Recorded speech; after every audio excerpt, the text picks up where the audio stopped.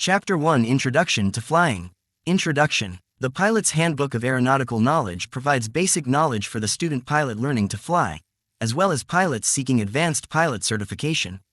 For detailed information on a variety of specialized flight topics, see specific Federal Aviation Administration FAA handbooks and advisory circulars ACs. This chapter offers a brief history of flight, introduces the history and role of the FAA in civil aviation, FAA regulations and standards, government references and publications, eligibility for pilot certificates, available routes to flight instruction, the role of the Certificated Flight Instructor CFI and Designated Pilot Examiner DPE in flight training, practical test standards PTS, and new, industry-developed Airmen Certification Standards ACS framework that will eventually replace the PTS.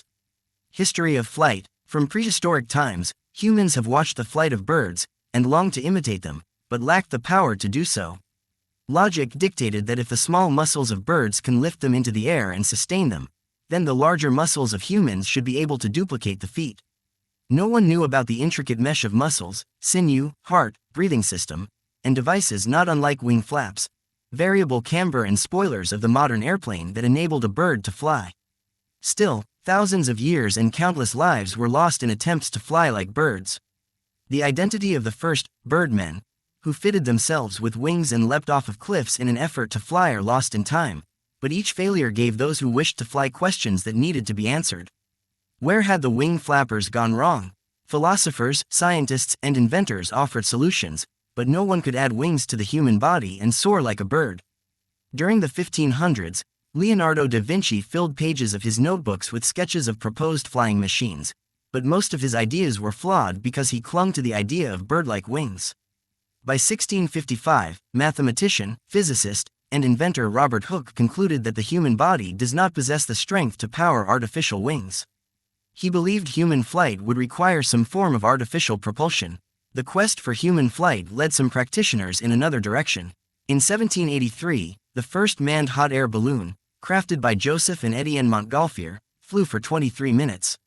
10 days later, Professor Jacques Charles flew the first gas balloon. A madness for balloon flight captivated the public's imagination, and for a time flying enthusiasts turned their expertise to the promise of lighter-than-air flight.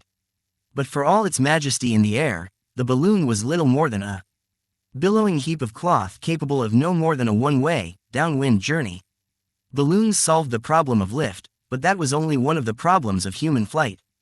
The ability to control speed and direction eluded balloonists. The solution to that problem lay in a child's toy familiar to the East for 2,000 years, but not introduced to the West until the 13th century, the kite. The kites used by the Chinese for aerial observation, to test winds for sailing, as a signaling device, and as a toy, held many of the answers to lifting a heavier-than-air device into the air. One of the men who believed the study of kites unlocked the secrets of winged flight was Sir George Cayley. Born in England 10 years before the Montgolfier balloon flight, Cayley spent his 84 years seeking to develop a heavier-than-air vehicle supported by kite-shaped wings. The father of aerial navigation, Cayley discovered the basic principles on which the modern science of aeronautics is founded, built what is recognized as the first successful flying model, and tested the first full-size man-carrying airplane.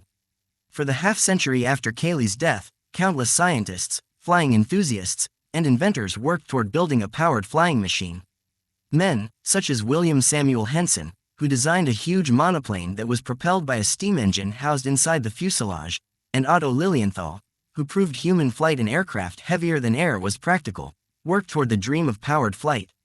A dream turned into reality by Wilbur and Orville Wright at Kitty Hawk, North Carolina, on December 17, 1903.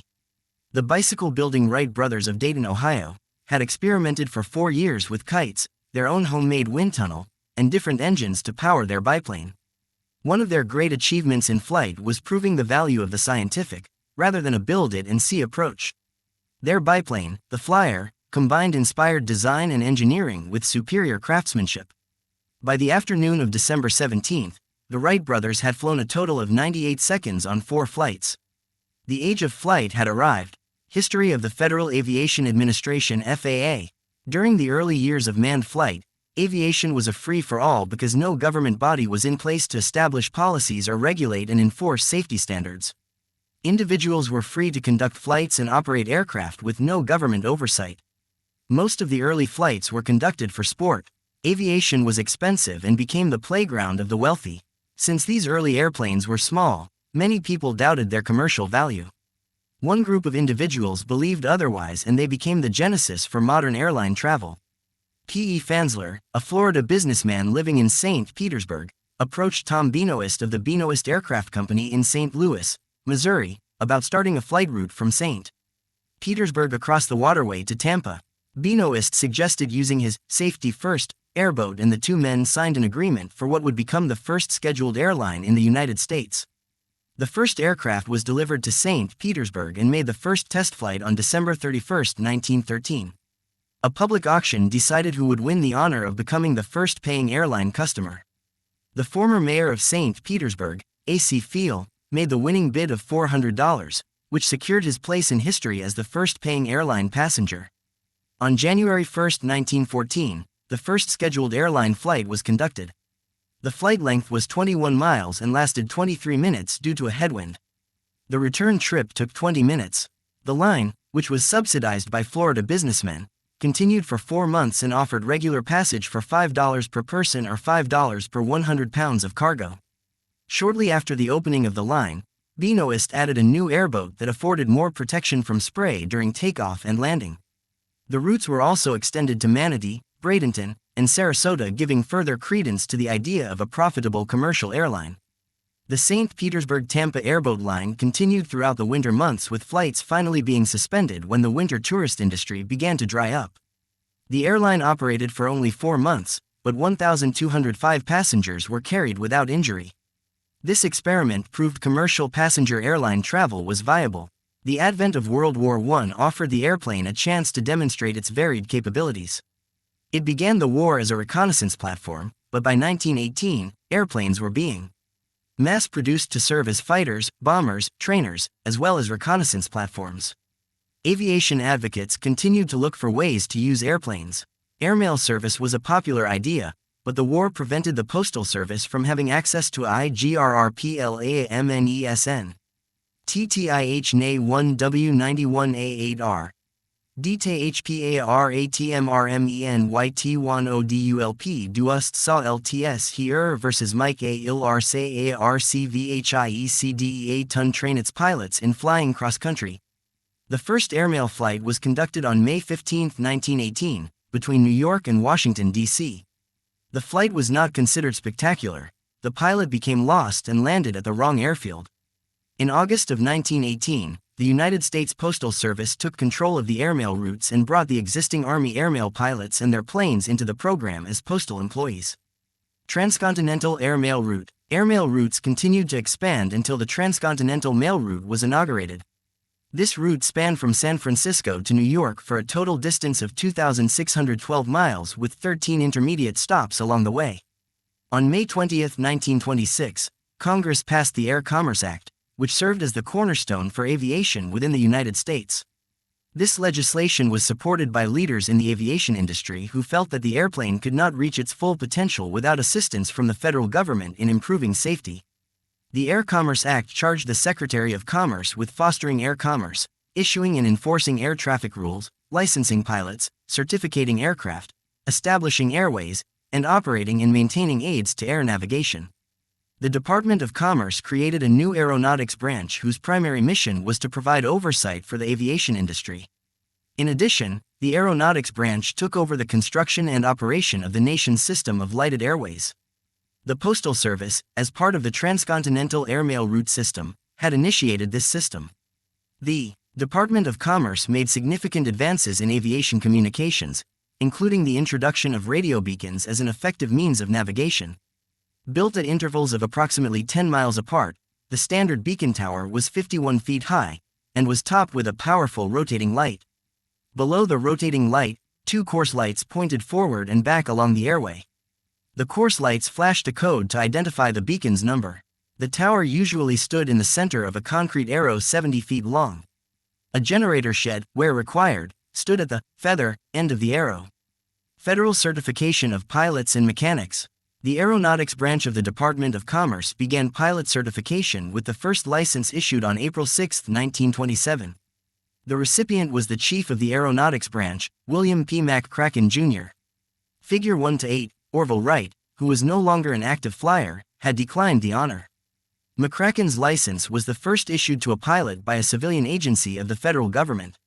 Some 3 months later, the Aeronautics branch issued the first federal aircraft mechanic license. Equally important for safety was the establishment of a system of certification for aircraft.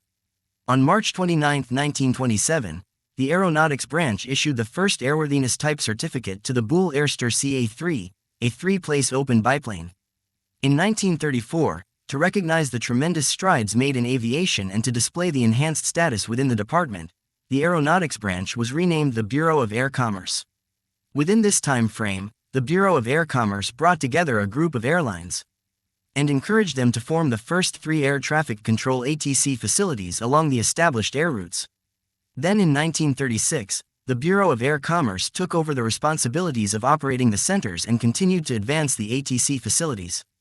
ATC has come a long way from the early controllers using maps, chalkboards, and performing mental math calculations in order to separate aircraft along flight routes. The Civil Aeronautics Act of 1938.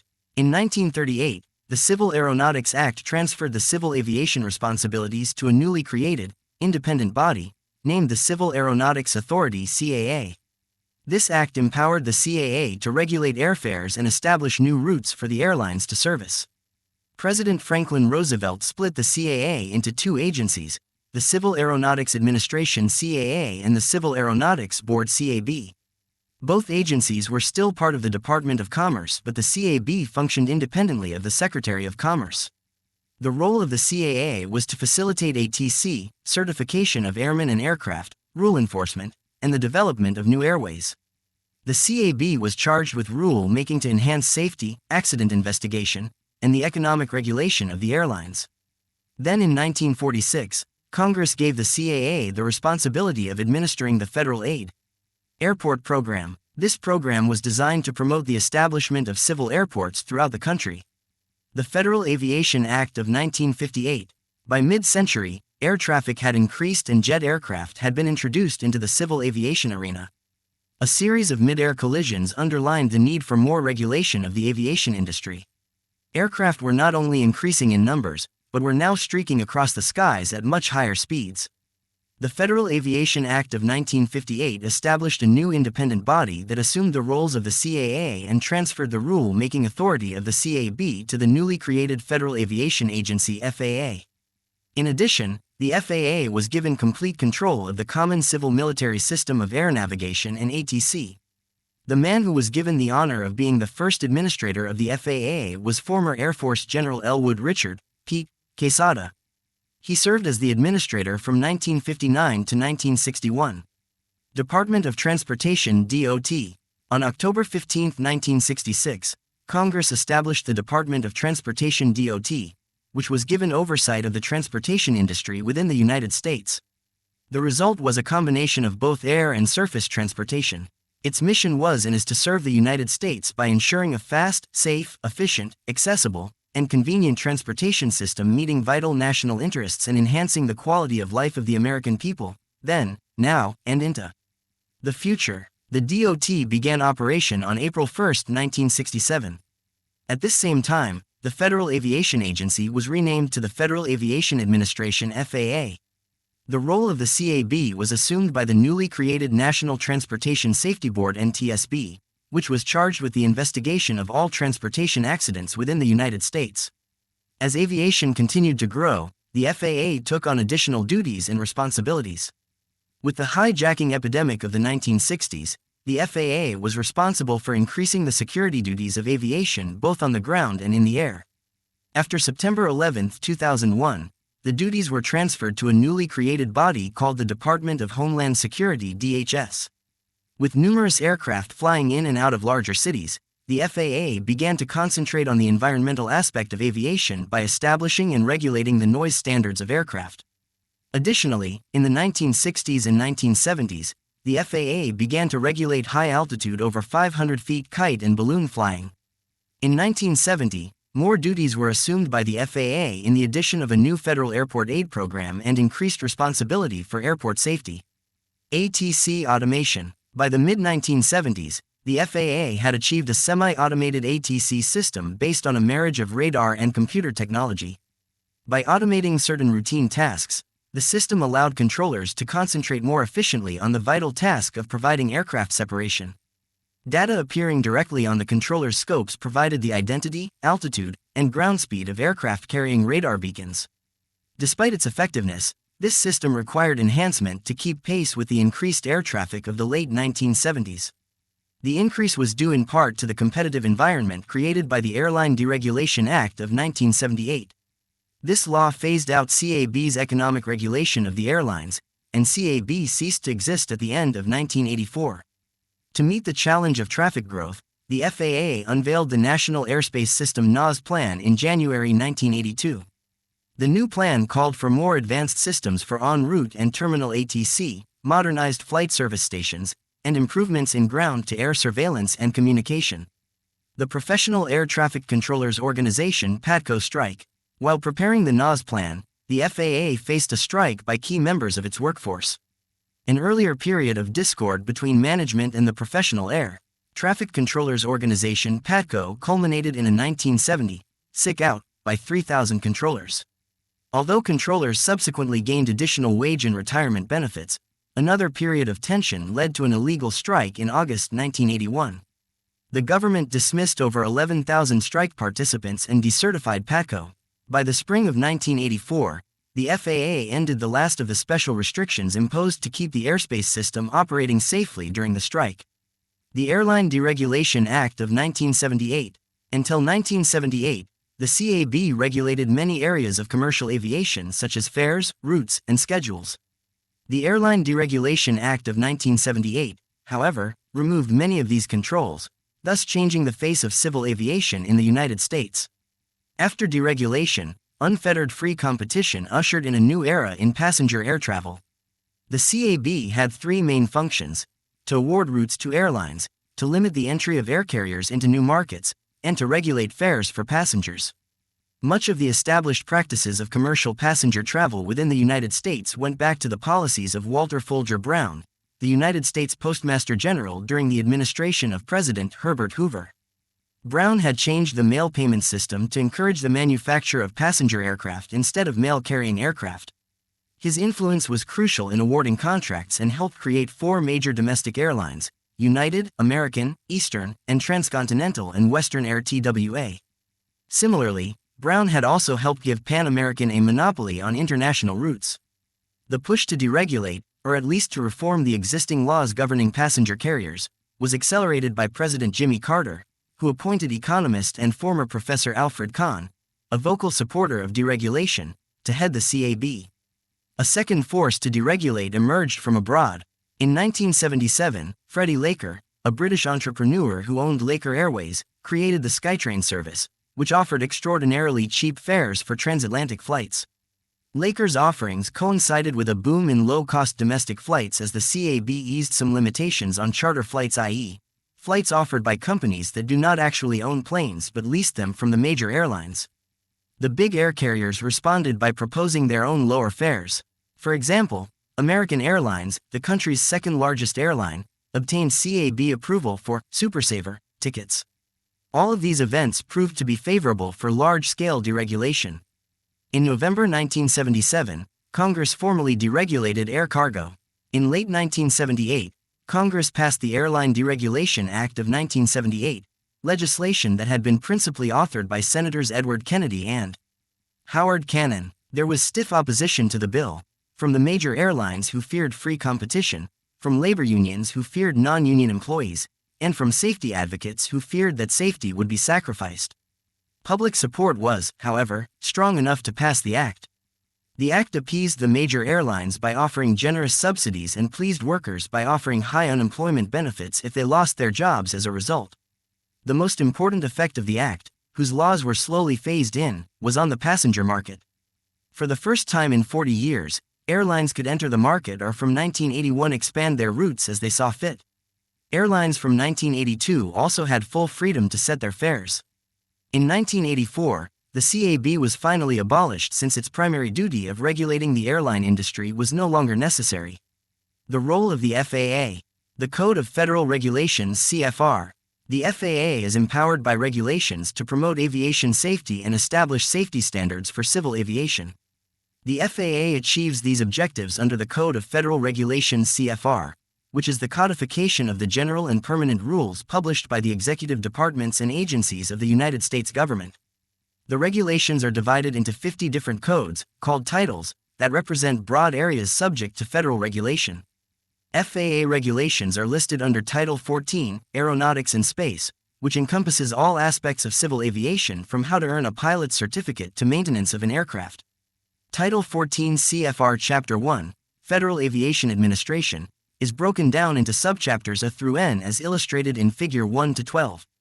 For the pilot, certain parts of 14 CFR are more relevant than others. During flight training, it is helpful for the pilot to become familiar with the parts and subparts that relate to flight training and pilot certification. For instance, 14 CFR Part 61 pertains to the certification of pilots, flight instructors, and ground instructors. It also defines the eligibility, aeronautical knowledge, and flight proficiency, as well as training and testing requirements for each type of pilot certificate issued. 14 CFR Part 91 provides guidance in the areas of General Flight Rules, Visual Flight Rules (VFR), and Instrument Flight Rules (IFR), while 14 CFR Part 43 covers aircraft maintenance, preventive maintenance, rebuilding, and alterations. Primary locations of the FAA. The FAA headquarters are in Washington, D.C., and there are 9 regional offices strategically located across the United States. The agency's 2 largest field facilities are the Mike Monroney Aeronautical Center (MMAC) in Oklahoma City, Oklahoma, and the William J. Hughes Technical Center (WJHTC) in Atlantic City, New Jersey. Home to FAA Training and Logistics Services, the MMAC provides a number of aviation safety-related and business support services. The WJHTC is the premier aviation research and development and test and evaluation facility in the country. The center's programs include testing and evaluation in ATC, communication, navigation, airports, aircraft safety, and security. Furthermore, the WJHTC is active in long-range development of innovative aviation systems and concepts, development of new ATC equipment and software, and modification of existing systems and procedures. Field Offices Flight Standards Service. Within the FAA, the Flight Standards Service promotes safe air transportation by setting the standards for certification and oversight of airmen, air operators, air agencies, and designees. It also promotes safety of flight of civil aircraft and air commerce by accomplishing certification, inspection, surveillance, investigation, and enforcement, setting regulations and standards, managing the system for registration of civil aircraft and all airman records. The focus of interaction between Flight Standards Service and the aviation community, general public, is the Flight Standards District Office (FSDO). Flight Standards District Office (FSDO). The FAA has approximately 80 FSDOs. These offices provide information and services for the aviation community. FSDO phone numbers are listed in the telephone directory under Government Offices, DOT, FAA. Another convenient method of finding a local office is to use the FSDO locator available at www.faa.gov/about/office_org/field_offices, FSDO. In addition to accident investigation and the enforcement of aviation regulations, the FSDO is also responsible for the certification and surveillance of air carriers, air operators, flight schools, training centers, and airmen including pilots and flight instructors. Each FSDO is staffed by aviation safety inspectors (ASIs) who play a key role in making the nation's aviation system safe. Aviation Safety Inspector (AC). The ASIs administer and enforce safety regulations and standards for the production, operation, maintenance, and/or modification of aircraft used in civil aviation.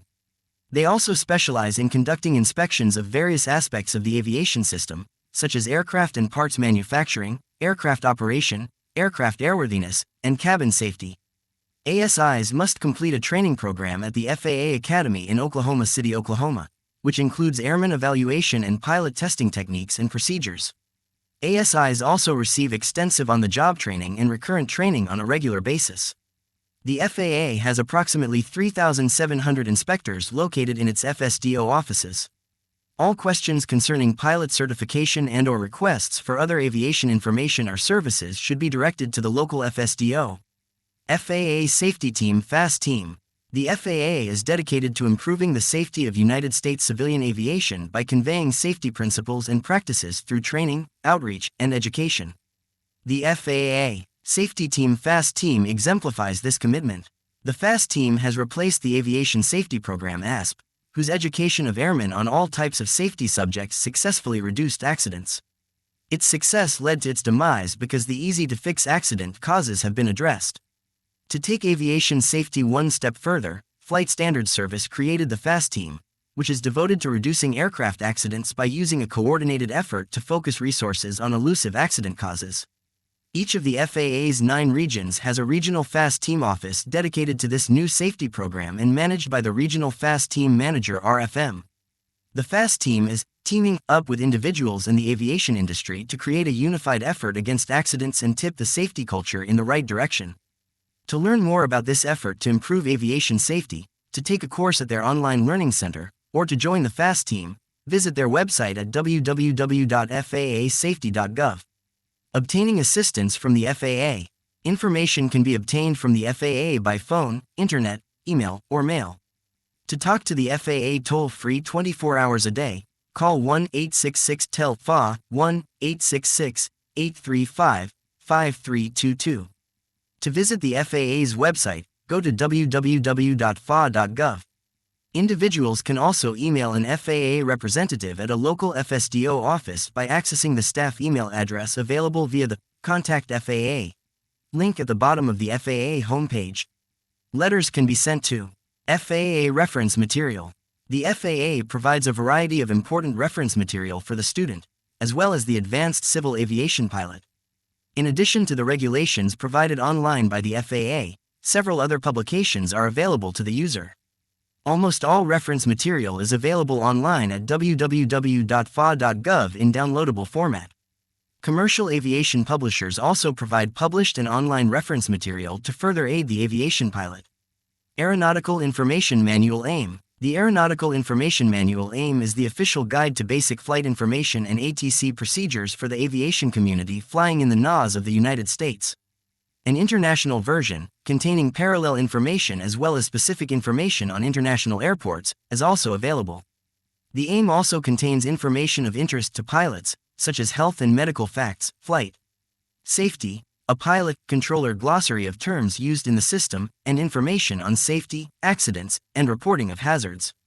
This manual is offered for sale on a subscription basis or is available online at http://bookstore.gpo.gov.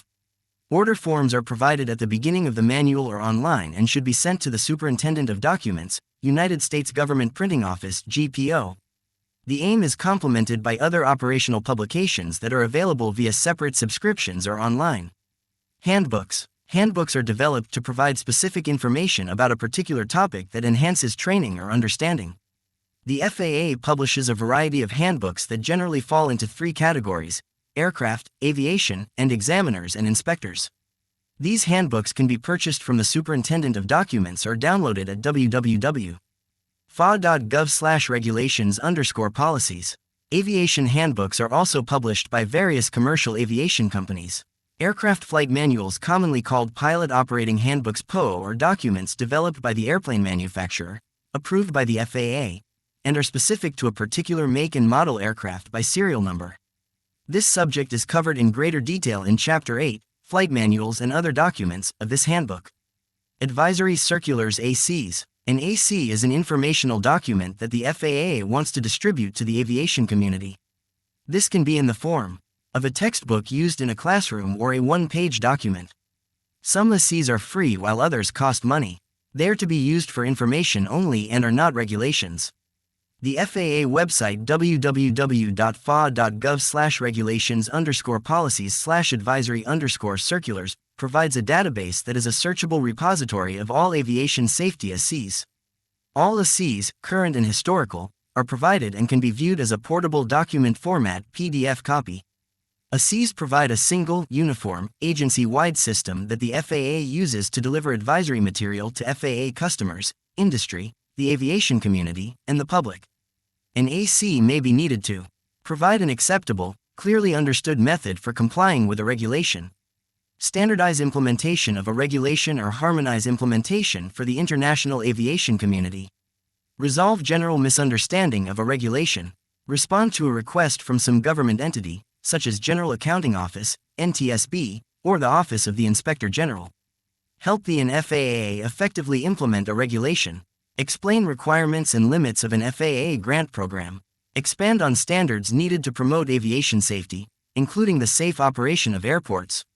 There are 3 parts to an AC number, as in 25 to 42C. The first part of the number identifies the subject matter area of the AC and corresponds to the appropriate 14 CFR part. For example, an AC on certification, pilots and flight and ground instructors, is numbered as AC 61 to 65E. Since ACs are numbered sequentially within each subject area, the second part of the number beginning with the dash identifies this sequence. The third part of the number is a letter assigned by the originating office and shows the revision sequence if an AC is revised. The first version of an AC does not have a revision letter. In Figure 1 to 17, this is the 5th revision, as designated by the E.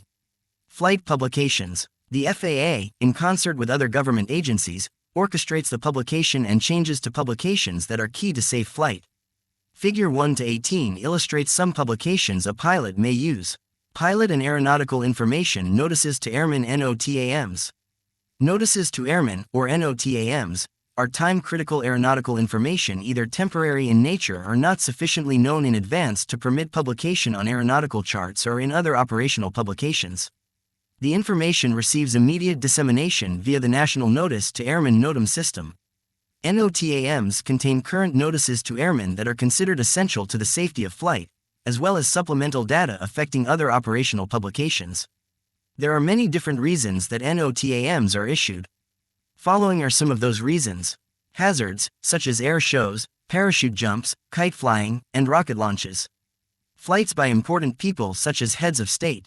Closed runways. Inoperable radio navigational aids. Military exercises with resulting airspace restrictions. Inoperable lights on tall obstructions. Temporary erection of obstacles near airfields. Of flocks of birds through airspace. A NOTAM in this category is known as a BIRDTAM. Notifications of runway, taxiway, apron status with respect to snow, ice, and standing water. SNOWTAM. Notification of an operationally significant change in volcanic ash or other dust contamination. And ASHTAM. Software code risk announcements with associated patches to reduce specific vulnerabilities. NOTAM information is generally classified into 4 categories. NOTAM D or NOTAMs that receive distant dissemination, distant and flight data center FDC NOTAMs, pointer NOTAMs, and military NOTAMs pertaining to military airports or NAVAIDs that are part of the NOS. NOTAMs are available through Flight Service Station FSS, Direct User Access Terminal Service DUATs, private vendors, and many online websites. NOTAM D Information. NOTAM D Information is disseminated for all navigational facilities that are part of the NOS, and all public-use airports, seaplane bases, and heliports listed in the Chart Supplement U.S. formerly Airport Facility Directory. NOTAM D Information now includes such data as taxiway closures, personnel and equipment near or crossing runways, and airport lighting aids that do not affect instrument approach criteria, such as Visual Approach Slope Indicator VASI. All DNOTAMs are required to have one of the following keywords as the first part of the text: RWY, TWY, ramp, apron, AD, OBST, nav, com, SVC, airspace, U, or O. FDC NOTAMs. FDC NOTAMs are issued by the National Flight Data Center and contain information that is regulatory in nature pertaining to flight, including, but not limited to, changes to charts, procedures, and airspace usage. FDC NOTAMs refer to information that is regulatory in nature and includes the following: interim IFR flight procedures, airway structure changes, instrument approach procedure changes excludes departure procedures DPs and standard terminal arrival stars. Airspace changes in general, special instrument approach procedure changes temporary flight restrictions discussed in Chapter 15. Disaster areas, special events generating a high degree of interest. Hijacking, flight restrictions in the proximity of the President and other parties. 14 CFR Part 139 Certificated airport condition changes. Snow conditions affecting glide slope operation. Air defense emergencies. Emergency flight rules. Substitute airway routes. Special data. U.S. government corrections. Laser activity. NOTAM composition. NOTAMs contain the elements below from left to right in the following order. An exclamation point. Accountability location, the identifier of the accountability location. Affected location, the identifier of the affected facility or location. Keyword one of the following: RWY, TWY, ramp, apron, AD, com, nav, SVC, OBST, airspace, U&O. Surface identification optional. This shall be the runway identification for runway-related NOTAMs, the taxiway identification for taxiway-related NOTAMs, or the ramp, apron identification for ramp, apron-related NOTAMs. Condition: the condition being reported. Time identifies the effective times of the NOTAM condition. Altitude and height are in feet mean sea level MSL up to 17,999, e.g., 275, 1,225 feet, and MSL is not written, and in flight levels Florida for 18,000 and above, e.g., FL 180, FL 550. When MSL is not known, above ground level AGL will be written 304 AGL. When time is expressed in a NOTAM, the day begins at 0000 and ends at 2359. Times used in the NOTAM system are Universal Time Coordinated UTC and shall be stated in 10 digits: year, month, day, hour, and minute. The following are two examples of how the time would be presented. NOTAM dissemination and availability. The system for disseminating aeronautical information is made up of two subsystems: the Airmen's Information System (ICE) and the NOTAM system. The ICE consists of charts and publications and is disseminated by the following methods. Aeronautical charts depicting permanent baseline data, IFR charts, en route high altitude *US, en route low altitude *US, Alaska charts, and Pacific charts. U.S. terminal procedures, departure procedures DPs, standard terminal arrivals STARS, and standard instrument approach procedures SIAPs. VFR charts, sectional aeronautical charts, terminal area charts TAC, and world aeronautical charts WAC. Flight information publications outlining baseline data, notices to Airmen NTAP, published by System Operations Services, System Operations and Safety, publications, every 28 days. Chart Supplement U.S. formerly Airport, Facility Directory. Pacific Chart Supplement, Alaska Supplement, Alaska Terminal, Aeronautical Information Manual AIM. NOTAMs are available in printed form through subscription from the Superintendent of Documents, from an FSS, or online at PilotWeb www.pilotweb.nos.fa.gov, which provides access to current NOTAM information. Local airport NOTAMs can be obtained online from various websites. Some examples are www.fltplan.com and www.aopa.org/whatsnew/notams.html. Most sites require a free registration and acceptance of terms but offer pilots updated NOTAMs and TFRs. Safety Program Airman Notification System SPANS. In 2004, the FAA launched the Safety Program Airman Notification System SPANS, an online event notification system that provides timely and easy-to-assess seminar and event information notification for airmen. The SPANS system is taking the place of the current paper-based mail system. This provides better service to airmen while reducing costs for the FAA. Anyone can search the SPANS system and register for events. To read more about SPANS, visit www.faasafety.gov/SPANS. Aircraft classifications and ultralight vehicles. The FAA uses various ways to classify or group machines operated or flown in the air. The most general grouping uses the term aircraft. This term is in 14 CFR 1.1 and means a device that is used or intended to be used for flight in the air. Ultralight vehicle is another general term the FAA uses. This term is defined in 14 CFR 103. As the term implies, powered ultralight vehicles must weigh less than 254 pounds empty weight and unpowered ultralight vehicles must weigh less than 155 pounds. Rules for ultralight vehicles are significantly different from rules for aircraft. Ultralight vehicle certification, registration, and operation rules are also contained in 14 CFR 103. The FAA differentiates aircraft by their characteristics and physical properties. Key groupings defined in 14 CFR 1.1 include Airplane, an engine-driven fixed-wing aircraft heavier than air, that is supported in flight by the dynamic reaction of the air against its wings. Glider, a heavier-than-air aircraft, that is supported in flight by the dynamic reaction of the air against its lifting surfaces and whose free flight does not depend principally on an engine. Lighter-than-air aircraft, an aircraft that can rise and remain suspended by using contained gas weighing less than the air that is displaced by the gas. Airship, an engine-driven lighter-than-air aircraft that can be steered. Balloon, a lighter-than-air aircraft that is not engine-driven, and that sustains flight through the use of either gas buoyancy or an airborne heater. Powered lift, a heavier-than-air aircraft capable of vertical takeoff, vertical landing, and low-speed flight that depends principally on engine-driven lift devices or engine thrust for lift during these flight regimes and on non-rotating airfoils for lift during horizontal flight. Powered parachute, a powered aircraft comprised of a flexible or semi-rigid wing connected to a fuselage so that the wing is not in position for flight until the aircraft is in motion. The fuselage of a powered parachute contains the aircraft engine, a seat for each occupant, and is attached to the aircraft's landing gear. Rocket, an aircraft propelled by ejected expanding gases generated in the engine from self-contained propellants and not dependent on the intake of outside substances. It includes any part which becomes separated during the operation. Rotorcraft, a heavier-than-air aircraft that depends principally for its support in flight on the lift generated by one or more rotors.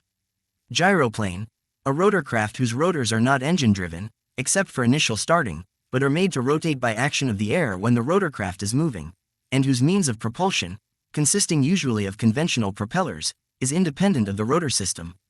Helicopter, a rotorcraft that, for its horizontal motion, depends principally on its engine-driven rotors.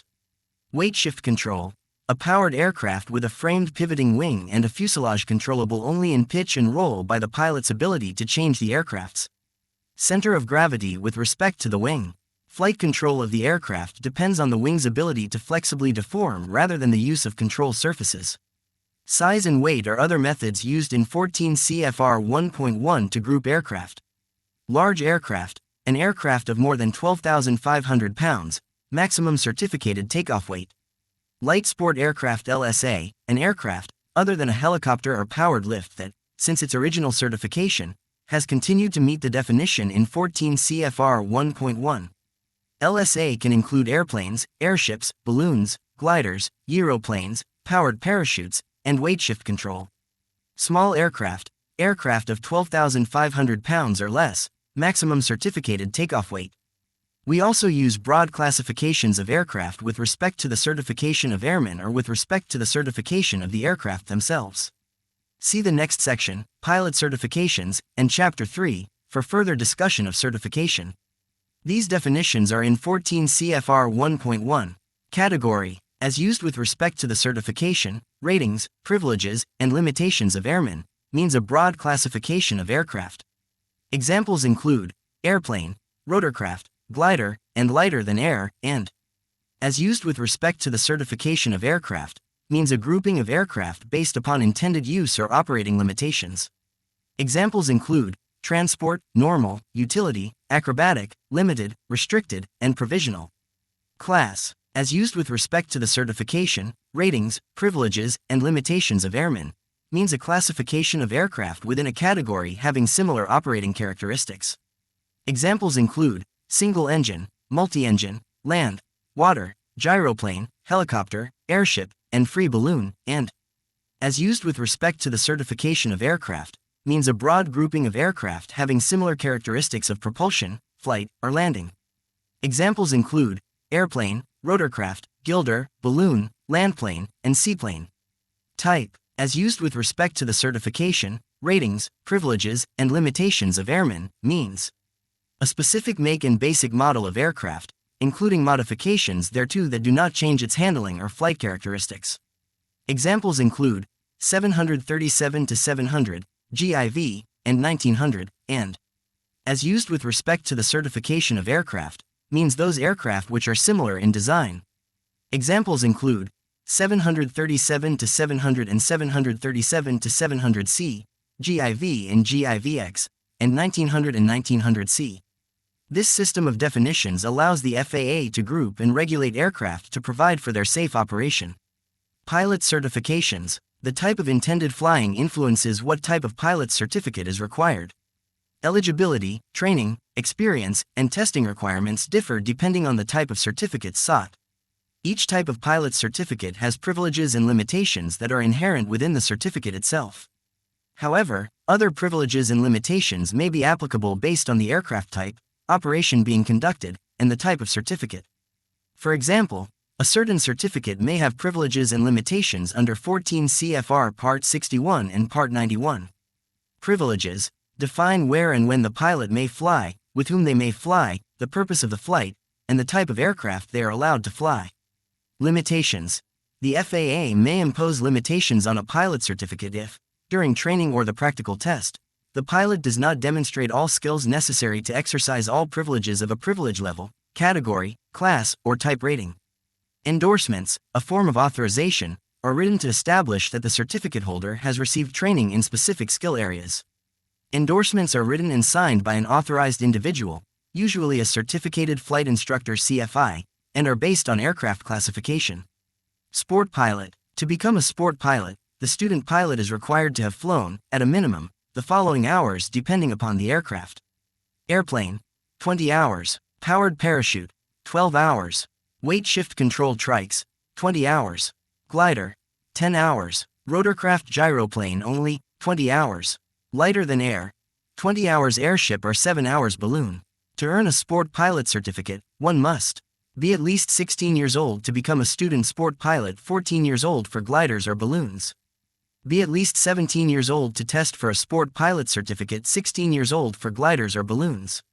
Be able to read, write, and understand the English language.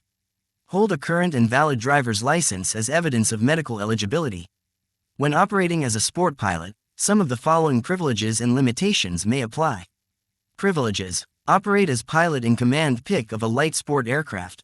Carry a passenger and share expenses, fuel, oil, airport expenses, and aircraft rental. Fly during the daytime using VFR. A minimum of 3 statute miles visibility and visual contact with the ground are required. Prohibited from flying in Class A airspace.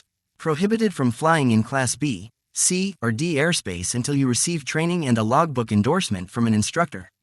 No flights outside the United States without prior permission from the Foreign Aviation Authority. May not tow any object.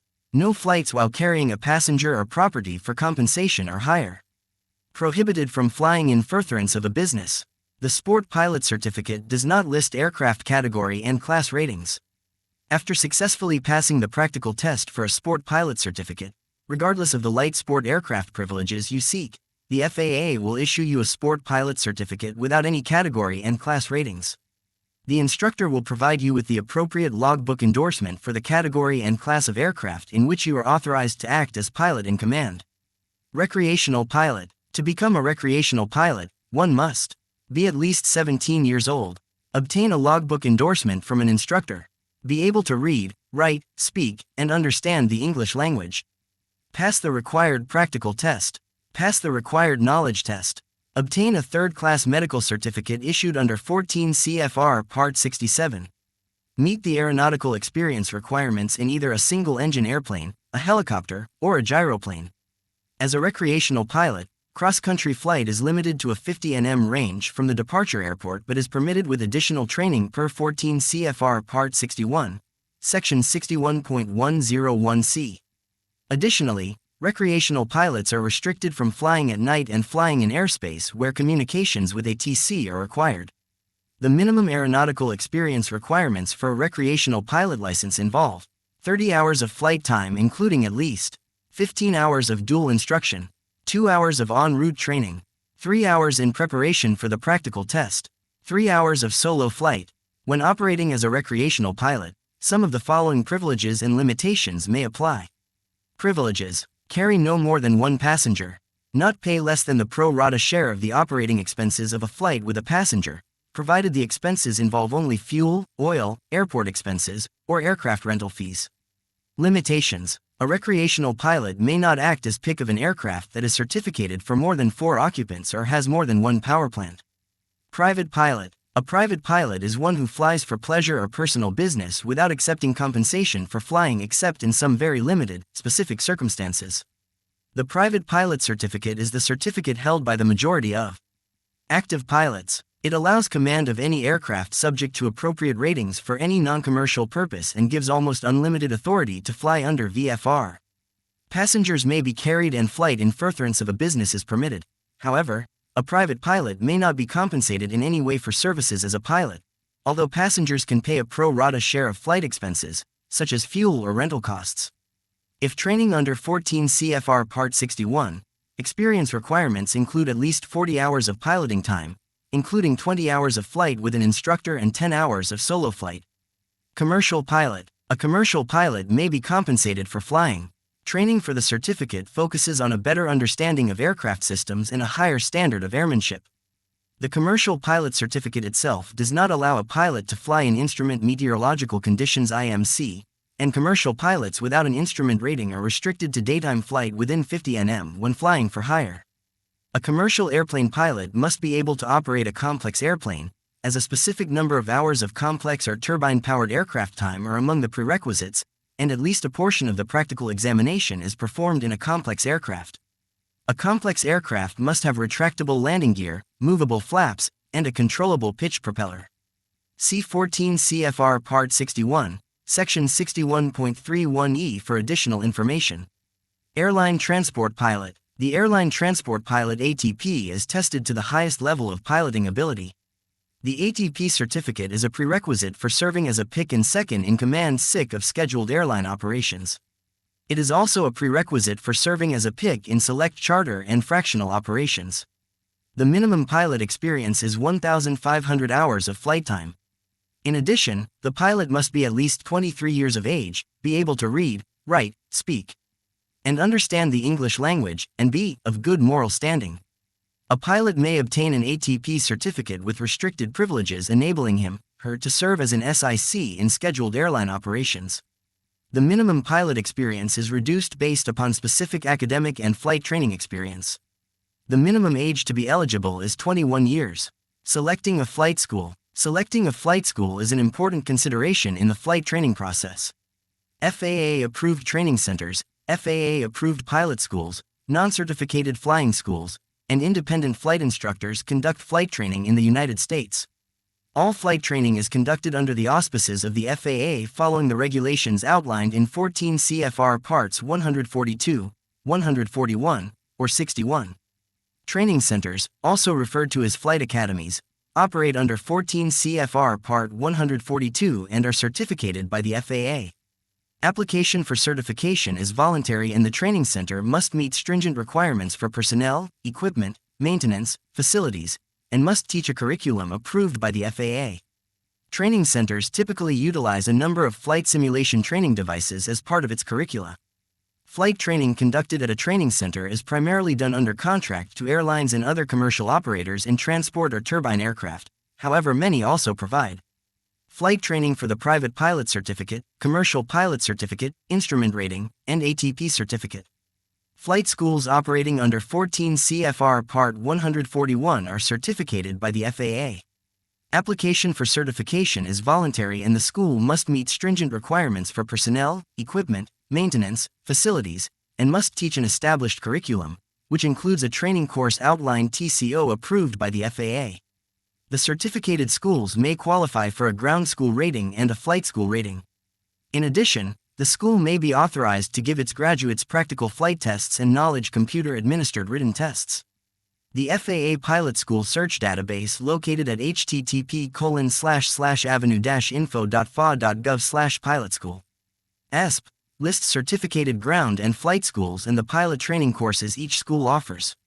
Enrollment in a 14 CFR Part 141 flight school ensures quality, continuity, and offers a structured approach to flight training because these facilities must document the training curriculum and have their flight courses approved by the FAA.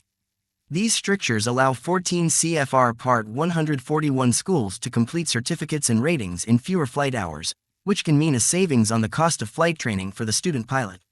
For example, the minimum requirement for a private pilot certificate is 35 hours in a Part 141 certificated school and 40 hours in a Part 61 certificated school.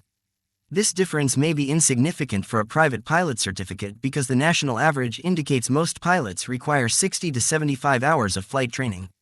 Many excellent flight schools find it impractical to qualify for the FAA Part 141 certificates and are referred to as Part 61 schools. 14 CFR Part 61 outlines certificate and rating requirements for pilot certification through non-certificated schools and individual flight instructors.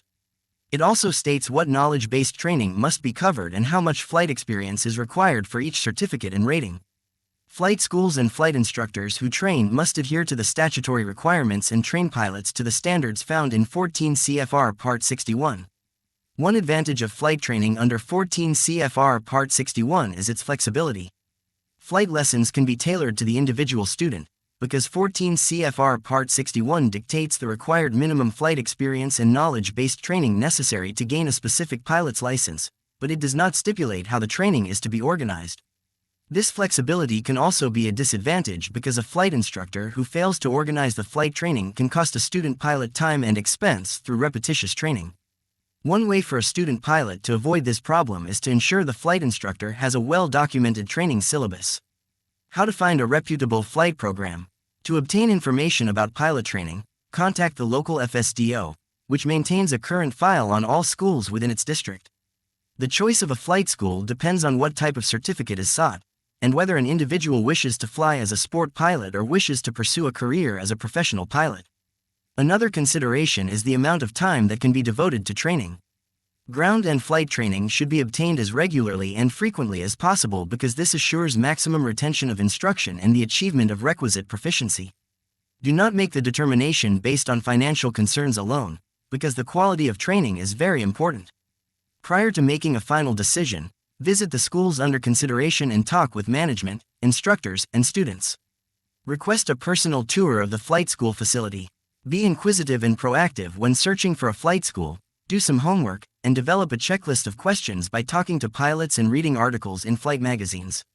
The checklist should include questions about aircraft reliability and maintenance practices, and questions for current students such as whether or not there is a safe, clean aircraft available when they are scheduled to fly. Questions for the training facility should be aimed at determining if the instruction fits available personal time. What are the school's operating hours? Does the facility have dedicated classrooms available for ground training required by the FAA? Is there an area available for pre-flight briefings, post-flight debriefings, and critiques? Are these rooms private in nature in order to provide a non-threatening environment in which the instructor can explain the content and outcome of the flight without making the student feel self-conscious? Examine the facility before committing to any flight training.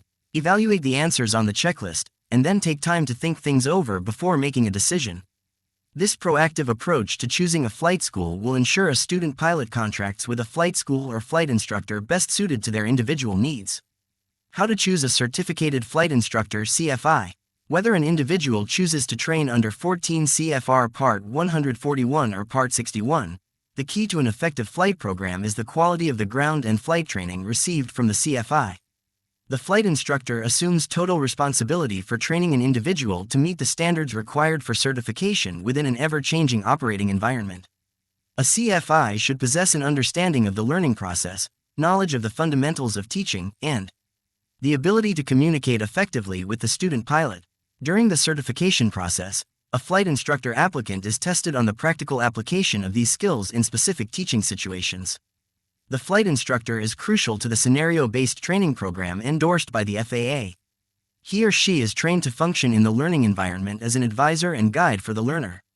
The duties, responsibilities, and authority of the CFI include the following: orient the student to the scenario-based training system, help the student become a confident planner and in-flight manager of each flight and a critical evaluator of their own performance. Help the student understand the knowledge requirements present in real-world applications. Diagnose learning difficulties and help the student overcome them. Evaluate student progress and maintain appropriate records. Provide continuous review of student learning. Should a student pilot find the selected CFI is not training in a manner conducive for learning, or the student and CFI do not have compatible schedules, the student pilot should find another CFI. Choosing the right CFI is important because the quality of instruction and the knowledge and skills acquired from their flight instructor affect a student pilot's entire flying career. The student pilot. The first step in becoming a pilot is to select a type of aircraft. FAA rules for obtaining a pilot's certificate differ depending on the type of aircraft flown. Individuals can choose among airplanes, gyroplanes, weight-shift, helicopters, powered parachutes, gliders, balloons, or airships. A pilot does not need a certificate to fly ultralight vehicles. Basic requirements. A student pilot is one who is being trained by an instructor pilot for his or her first full certificate, and is permitted to fly alone solo under specific, limited circumstances. Before a student pilot may be endorsed to fly solo, that student must have a student pilot certificate. There are multiple ways that an aspiring pilot can obtain their student pilot certificate. The application may be processed by an FAA inspector or technician, an FAA designated pilot examiner, a certified flight instructor CFI, or an Airman Certification Representative ACR. If the application is completed electronically, the authorized person will submit the application to the FAA's Airman Certification Branch AFS 760 in Oklahoma City, Oklahoma, via the Integrated Airman Certification and Rating Application IACRA. If the application is completed on paper, it must be sent to the local Flight Standards District Office FSDO, who will forward it to AFS 760. Once the application is processed, the applicant will receive the student pilot certificate by mail at the address provided on the application. The aforementioned process will become effective on April 1, 2016. The new certificate will be printed on a plastic card, which will replace the paper certificate that was issued in the past. The plastic card certificate will not have an expiration date. Paper certificates issued prior to the new process will still expire according to the date on the certificate. However, under the new process, paper certificates cannot be renewed. Once the paper certificate expires, the student pilot must submit a new application under the new process. Another significant change in the new process is that flight instructors will now make endorsements for solo privileges in the student pilot's logbook, instead of endorsing the student pilot certificate. To be eligible for a student pilot certificate, the applicant must be at least 16 years of age, 14 years of age to pilot a glider or balloon. Be able to read, speak, write, and understand the English language. Medical certification requirements. The second step in becoming a pilot is to obtain a medical certificate if the choice of aircraft is an airplane, helicopter, gyroplane, or an airship.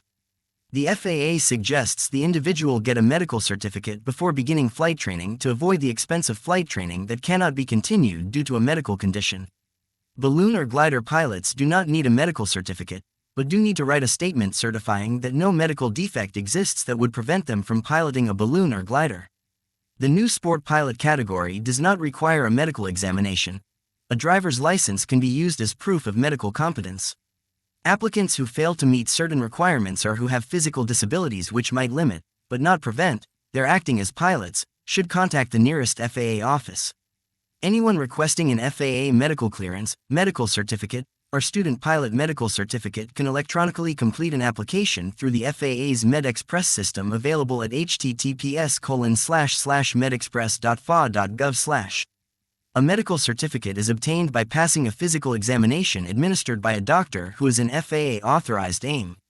There are approximately 6,000 FAA-authorized AIMs in the nation. To find an AIM near you, go to the FAA's AIM locator at www.faa.gov/pilots/AIMlocator. Medical certificates are designated as first class, second class, or third class. Generally, first class is designed for the airline transport pilot, second class for the commercial pilot, and third class for the student, recreational, and private pilot. A student pilot certificate can be processed by an FAA inspector or technician, an FAA designated pilot examiner DPE, an Airman Certification Representative ACR, or a certified flight instructor CFI. This certificate allows an individual who is being trained by a flight instructor to fly alone solo under specific, limited circumstances and must be carried with the student pilot while exercising solo flight privileges. The student pilot certificate is only required when exercising solo flight privileges. The new plastic student certificate does not have an expiration date. For airmen who were issued a paper certificate, that certificate will remain valid until its expiration date. A paper certificate cannot be renewed. When the paper certificate expires, a new application must be completed via the IACRA system, and a new plastic certificate will be issued.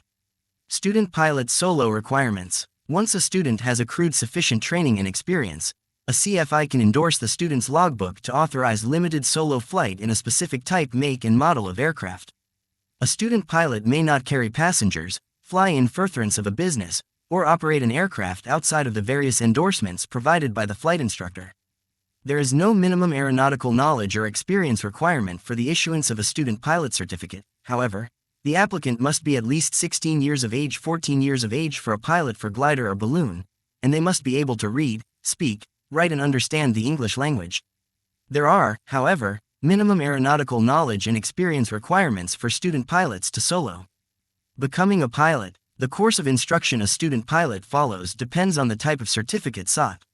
It should include the ground and flight training necessary to acquire the knowledge and skills required to safely and efficiently function as a certificated pilot in the selected category and class of aircraft.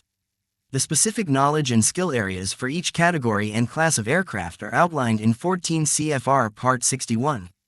Eligibility, aeronautical knowledge, proficiency, and aeronautical requirements can be found in 14 CFR Part 61. Recreational pilot, see Subpart D. Private pilot, see Subpart E. Sport pilot, see Subpart J.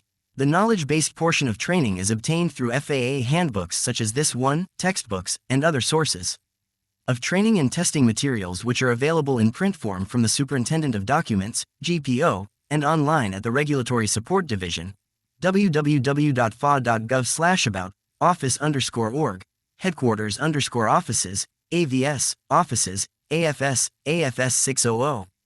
The CFI may also use commercial publications as a source of study materials, especially for aircraft categories where government materials are limited. A student pilot should follow the flight instructor's advice on what and when to study. Planning a definite study program and following it as closely as possible will help in scoring well on the knowledge test. Haphazard or disorganized study habits usually result in an unsatisfactory score. In addition to learning aeronautical knowledge, such as the principles of flight, a student pilot is also required to gain skill in flight maneuvers. The selected category and class of aircraft determines the type of flight skills and number of flight hours to be obtained. There are 4 steps involved in learning a flight maneuver. The CFI introduces and demonstrates flight maneuver to the student. The CFI talks the student pilot through the maneuver. The student pilot practices the maneuver under CFI supervision. The CFI authorizes the student pilot to practice the maneuver solo. Once the student pilot has shown proficiency in the required knowledge areas, flight maneuvers, and accrued the required amount of flight hours, the CFI endorses the student pilot logbook, which allows the student pilot to take the written and practical tests for pilot certification. Knowledge and skill tests. Knowledge tests. The knowledge test is the computer portion of the tests taken to obtain pilot certification. The test contains questions of the objective, multiple choice type. This testing method conserves the applicant's time, eliminates any element of individual judgment in determining grades, and saves time in scoring. FAA Airman Knowledge Test Guides for every type of pilot certificate address most questions you may have regarding the knowledge test process. The guides are available online free of charge at http://www.faa.gov/training_testing/testing, test_guides. When to take the knowledge test. The knowledge test is more meaningful to the applicant and more likely to result in a satisfactory grade if it is taken after beginning the flight portion of the training. Therefore, the FAA recommends the knowledge test be taken after the student pilot has completed a solo cross-country flight. The operational knowledge gained by this experience can be used to the student's advantage in the knowledge test. The student pilot's CFI is the best person to determine when the applicant is ready to take the knowledge test. Practical test. The FAA has developed PTS for FAA pilot certificates and associated ratings. In 2015, the FAA began transitioning to the ACS approach. The ACS is essentially an enhanced version of the PTS. It adds task-specific knowledge and risk management elements to each PTS area of operation and task. The result is a holistic, integrated presentation of specific knowledge, skills, and risk management elements and performance metrics for each area of operation and task. The ACS evaluation program will eventually replace the PTS program for evaluating and certifying pilots. The practical tests are administered by FAASIs and DPEs. Title 14 CFR Part 61 specifies the areas of operation in which knowledge and skill must be demonstrated by the applicant. Since the FAA requires all practical tests be conducted in accordance with the appropriate PTS and the policies set forth in the introduction section of the PTS book, the pilot applicant should become familiar with this book during training. The PTS book is a testing document and not intended to be a training syllabus. An appropriately rated flight instructor is responsible for training the pilot applicant to acceptable standards in all subject matter areas, procedures, and maneuvers. Descriptions of tasks and information on how to perform maneuvers and procedures are contained in reference and teaching documents such as this handbook. A list of reference documents is contained in the introduction section of each PTS book. Copies may be obtained by downloading from the FAA website at www.faa.gov, purchasing print copies from the GPO, Pittsburgh, Pennsylvania, or via their official online bookstore at www.access.gpo.gov. The flight proficiency maneuvers listed in 14 CFR Part 61 are the standard skill requirements for certification. They are outlined in the PTS as areas of operation. These are phases of the practical test arranged in a logical sequence within the standard. They begin with pre-flight preparation and end with post-flight procedures. Each area of operation contains tasks, which are comprised of knowledge areas, flight procedures, and/or flight maneuvers appropriate to the area of operation. The candidate is required to demonstrate knowledge and proficiency in all tasks for the original issuance of all pilot certificates. When to take the practical test?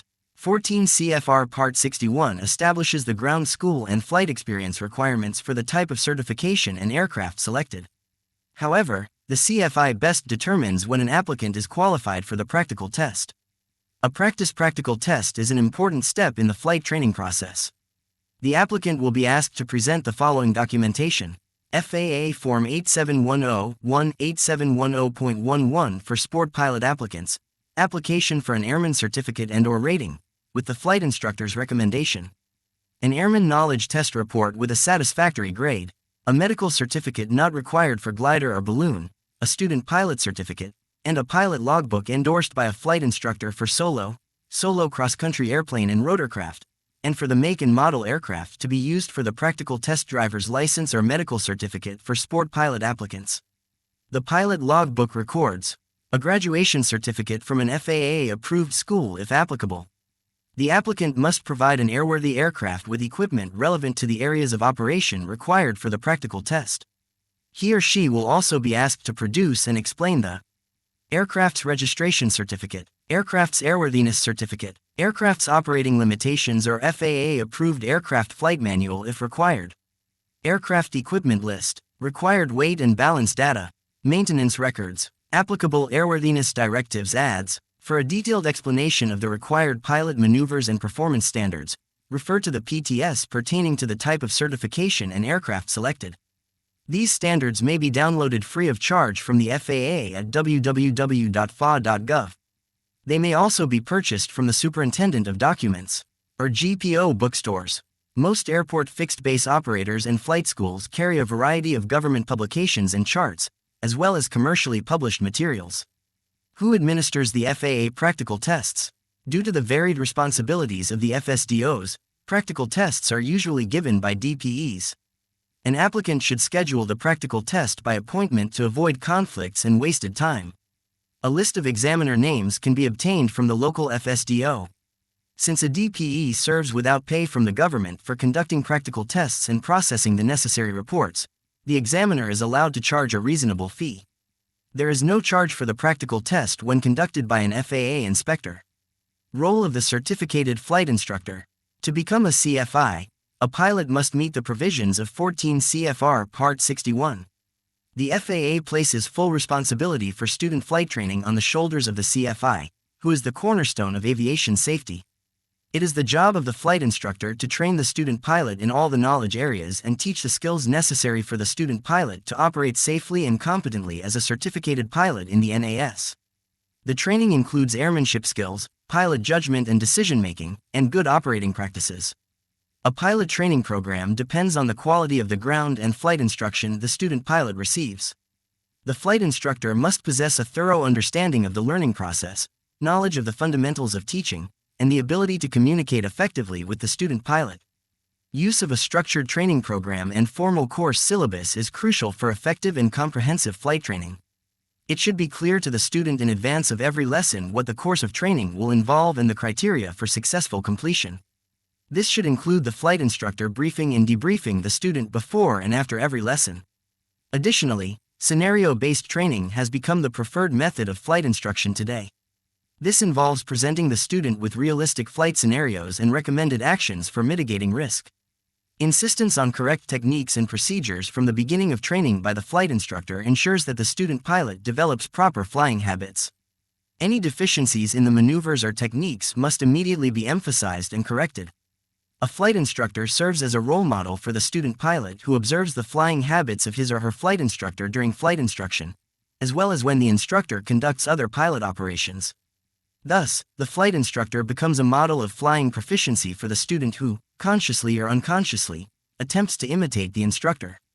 For this reason, a flight instructor should observe recognized safety practices, as well as regulations during all flight operations. The student pilot who enrolls in a pilot training program commits considerable time, effort, and expense to achieve a pilot certificate.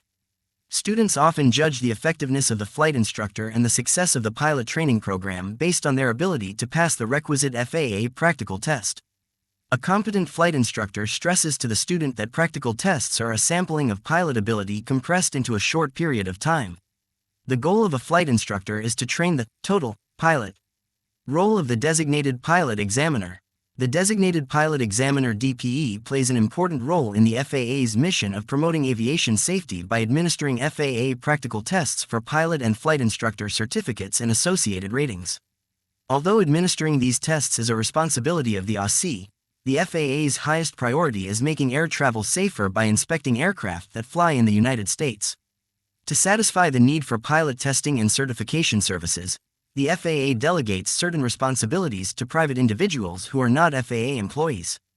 Appointed in accordance with 14 CFR Part 183, Section 183.23, a DPE is an individual who meets the qualification requirements of the Pilot Examiner's Handbook, FAA Order 8710.3, and who is technically qualified, holds all pertinent category, class, and type ratings for each aircraft related to their designation, meets requirements of 14 CFR Part 61, Sections 61.56, 61.57, and 61.58, as appropriate, is current and qualified to act as PIC of each aircraft for which he or she is authorized, maintains at least a third-class medical certificate, if required, maintains a current flight instructor certificate, if required, designated to perform specific pilot certification tasks on behalf of the FAA. A DPE may charge a reasonable fee. Generally, a DPE's authority is limited to accepting applications and conducting practical tests leading to the issuance of specific pilot certificates and/or ratings. The majority of FAA practical tests at the private and commercial pilot levels are administered by DPEs. DPE candidates must have good industry reputations for professionalism, integrity, a demonstrated willingness to serve the public, and must adhere to FAA policies and procedures in certification matters. The FAA expects the DPE to administer practical tests with the same degree of professionalism, using the same methods, procedures, and standards as an FAA-AC.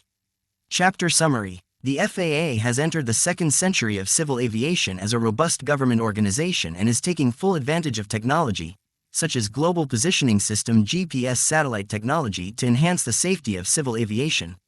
The Internet has also become an important tool in promoting aviation safety and providing around-the-clock resources for the aviation community. Handbooks, regulations, standards, references, and online courses are now available at www.faa.gov. In keeping with the FAA's belief that safety is a learned behavior, the FAA offers many courses and seminars to enhance air safety. The FAA puts the burden of instilling safe flying habits on the flight instructor, who should follow basic flight safety practices and procedures in every flight operation he or she undertakes with a student pilot. Operational safety practices include, but are not limited to, collision avoidance procedures consisting of proper scanning techniques, use of checklists, runway incursion avoidance, positive transfer of controls, and workload management. These safety practices are discussed more fully within this handbook. Safe flight also depends on scenario-based training (SBT) that teaches the student pilot how to respond in different flight situations. The FAA has incorporated these techniques along with decision-making methods, such as aeronautical decision-making (ADM), risk management, and crew resource management (CRM), which are covered more completely in Chapter 2, Aeronautical Decision-Making.